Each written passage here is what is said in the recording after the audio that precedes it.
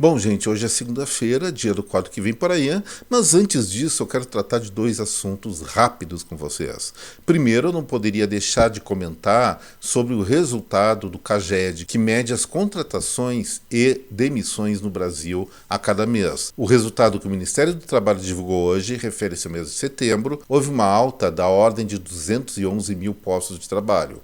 É um resultado positivo, evidentemente, apesar de ser praticamente 25% inferior ao que ocorreu em setembro do ano passado. Mesmo assim, esse aumento de empregabilidade, ele fez jus às expectativas, lembrando que setembro, gente, é típico, é o momento em que, especialmente a indústria de transformação, depois vem serviços e comércio, começa a buscar por muitos trabalhadores temporários para fazer frente primeiro às encomendas, depois às vendas, em função das festas de final de ano, Natal e Ano Novo. O resultado, como eu falei, foi dentro das expectativas. O grande desafio qual é? Esse fenômeno de aceleração do aumento do número de postos de trabalho inicia todos os anos em setembro, tem outubro também e finaliza em novembro.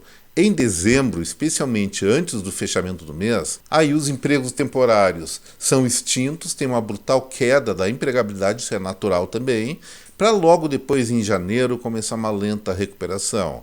O que importa nesse momento é duas questões. Primeiro, a intensidade das contratações entre setembro e novembro e a velocidade de recuperação a partir do início do ano que vem em função das demissões de dezembro. E aí que nós estamos observando? Temos dados de agosto, os dados de produção de setembro devem sair nos próximos dias, mas agosto deixa muito claro que os níveis de produção estão quase chegando a zero, em alguns segmentos caindo, como indústria de transformação.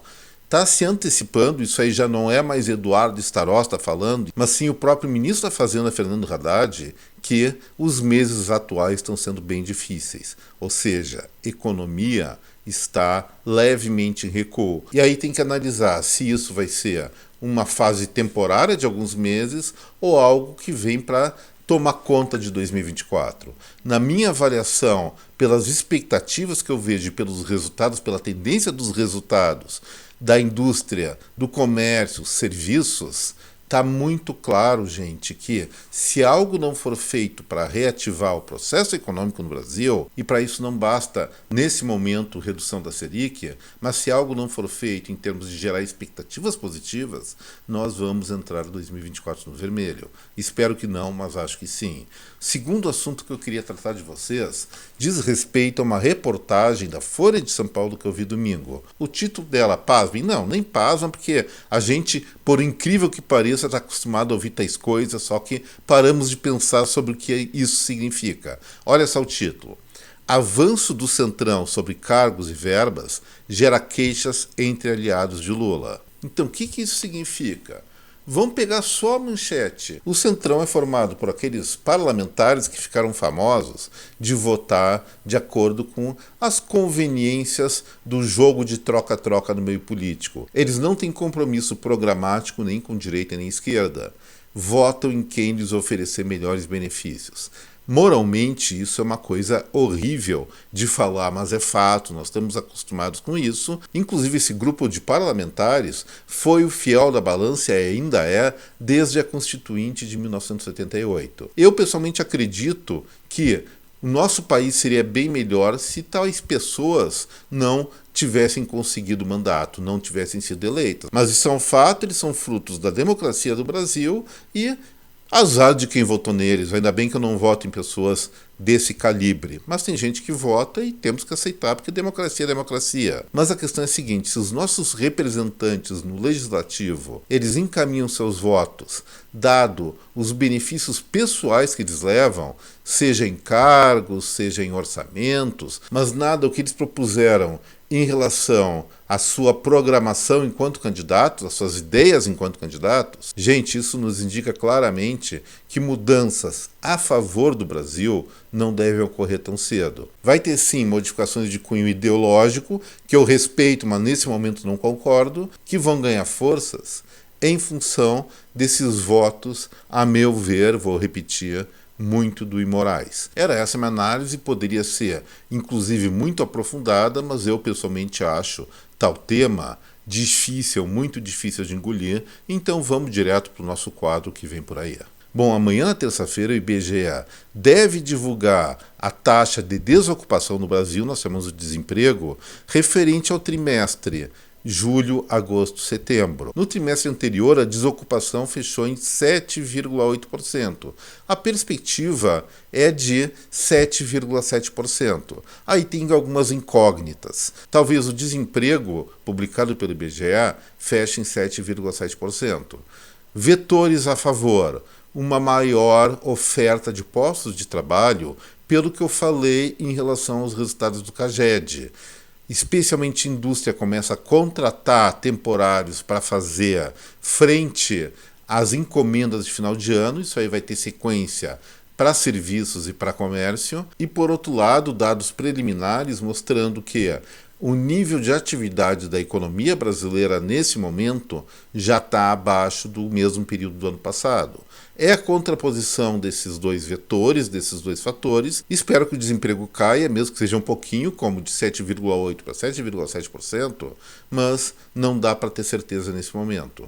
Amanhã a informação ela vai estar divulgada, provavelmente fique nesse patamar, como eu falei, mas vai ser importante analisar minuciosamente esses dados para ver aonde que está a impulsão da empregabilidade no Brasil e as perspectivas, evidentemente, com relação aos próximos meses. E na quarta-feira, de novo, o IBGE está trabalhando bastante agora nesse período, eles vão divulgar a produção industrial do Brasil.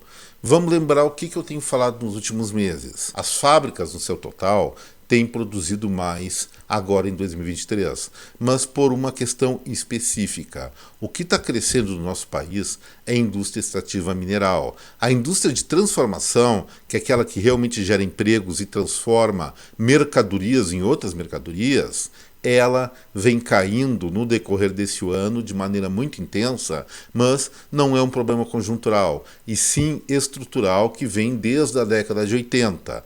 Já conversei muito sobre isso. A minha preocupação o que é? É que em setembro, mesmo que a indústria extrativa mineral ela tenha um crescimento muito forte, até por uma possível retomada da economia chinesa, a de transformação continue a amargar resultados muito e muito negativos. E isso é extremamente comprometedor para o presente e para o futuro da economia brasileira, especialmente quando nós já estamos aguardando dias um pouco mais difíceis em novembro, que está entrando essa semana, e dezembro. Na quarta-feira também nós vamos estar finalizando, ou o Copom, o Conselho de Política Monetária, vai estar finalizando a sua reunião para a definição da taxa de juros básicas, a Selic. Então, atualmente a Selic está em 12,75% e as análises mostram que deve continuar caindo ou para 12,25%, uma queda de meio ponto percentual, ou para 12,5%, aí seria uma redução de apenas 0,25 ponto percentual. Por que essa diferença? Tem a questão da inflação brasileira, que, em termos gerais, está sim sob controle, mas existem alguns núcleos de preço que parece que estão um pouquinho rebeldes. Mas a questão fundamental, gente, é a análise do Banco Central em relação às taxas de juros, a perspectiva das taxas de juros, especialmente nos Estados Unidos e secundariamente na União Europeia. Porque esses dois mercados estão em fase de alta, como eu falei, nos seus respectivos juros, e isso gera uma competitividade entre títulos do Brasil e do exterior. Se, por exemplo, os títulos do Tesouro Americano remunerarem mais, eles são os mais seguros do mundo, segundo a maior parte das pessoas. E com esse ganho maior, mesmo que o brasileiro ainda tenha uma rentabilidade superior, fica mais seguro e com menor risco investindo nos Estados Unidos. E isso pode comprometer os depósitos em títulos aqui no Brasil. O Banco Central vai ter que tomar essa decisão para eventualmente evitar uma evasão muito grande de recursos. Então, entre uma queda de 0,5% e 0,25%, na quarta-feira, eu fico meio dividido, até acho que vai cair 0,5, mas não podemos desprezar a possibilidade dessa redução da nossa taxa Selic ser em ritmo mais lento até as coisas ficarem mais claras no mercado global, especialmente Estados Unidos e União Europeia. E já que nós falamos em taxa de juros nos Estados Unidos, na quinta-feira o dado importante que vai sair, não tem nada tão relevante assim aqui no Brasil, é exatamente o relatório de pedidos iniciais por seguro-desemprego nos Estados Unidos. O que isso mede, gente? A atividade econômica lá. Quanto mais intensa a atividade, quanto mais estiver crescendo a economia dos Estados Unidos, mais a chance de aumento de juros por lá, o que não seria muito bom para a decisão aqui do nosso Banco Central. E uma medida de atividade, ou talvez a melhor medida de atividade, é o emprego. E lá o acesso ao seguro-desemprego evidentemente ocorre quando pessoas saem do mercado de trabalho e vão procurar esse apoio do governo para suprir o tempo em que não tiverem ocupação. O que aconteceu na semana retrasada? Os pedidos por seguro-desemprego foram a 210 mil, que é bem abaixo da média histórica dos Estados Unidos e inferior também ao que se verificou no decorrer desse ano, e a previsão é de manutenção desse patamar, ou seja, 210 mil de pedidos de seguro-desemprego por lá significa quase um pleno emprego, significa que a economia está bombando. E se lá nos Estados Unidos a economia está em alta, quer dizer que os juros têm alto risco de subir também, por uma decisão do Federal Reserve, que é o Banco Central deles. Isso com os juros subindo lá, o cupom aqui do nosso Banco Central vai olhar muito criticamente na hora de definir se a Selic cai, como eu falei, entre 0,5% e 0,25%. Acho que vai ser ainda 0,5%, mas na próxima reunião, daqui mais ou menos 40 dias, é muito possível que essa dinâmica de queda de juros aqui no nosso país caia para 0,25 ponto percentual. E o último dado da sexta-feira também é dos Estados Unidos, mas antes de comentar sobre ele, eu vou pedir para cada um de vocês não esquecer do like, do compartilhamento desse vídeo, e as pessoas que me assistem pela primeira vez, eu faço convite de inscrição no canal. Gente, sexta-feira, então, continuamos nos Estados Unidos, vai sair o PMI, que é o Índice de Gerente de Compras. O que significa isso?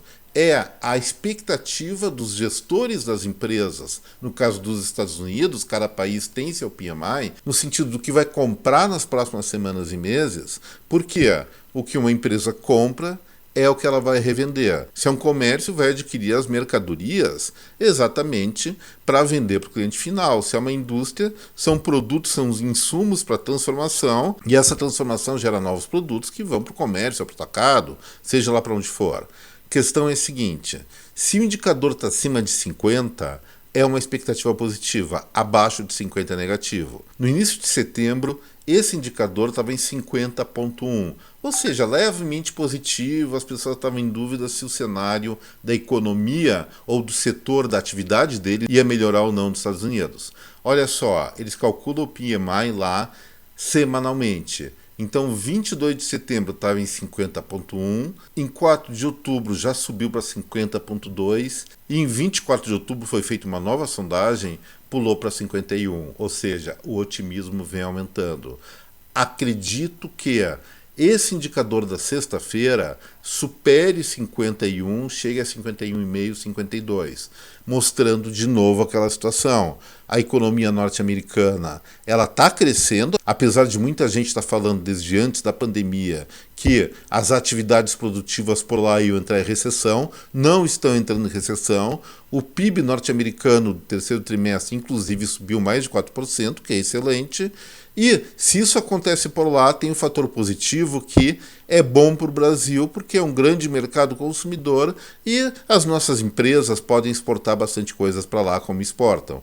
O ponto negativo é que, se está acontecendo isso, a inflação não está cedendo como eles previam lá nos Estados Unidos, a perspectiva de alta de juros lá se torna cada vez mais sólida. E juros subindo lá, como eu falei algumas vezes no vídeo de hoje, pode significar um arrefecimento, uma redução do ritmo da queda da nossa Selic, que ainda é uma das mais elevadas do mundo. E assim, gente, eu encerro o vídeo de hoje desejando para cada um de vocês uma excelente, uma baita semana, muito produtiva, muito feliz, com muita realização. Lembrando de novo, é claro, do like, do compartilhamento, da inscrição no canal. Um forte abraço a cada um de vocês, até breve Tchau, gente.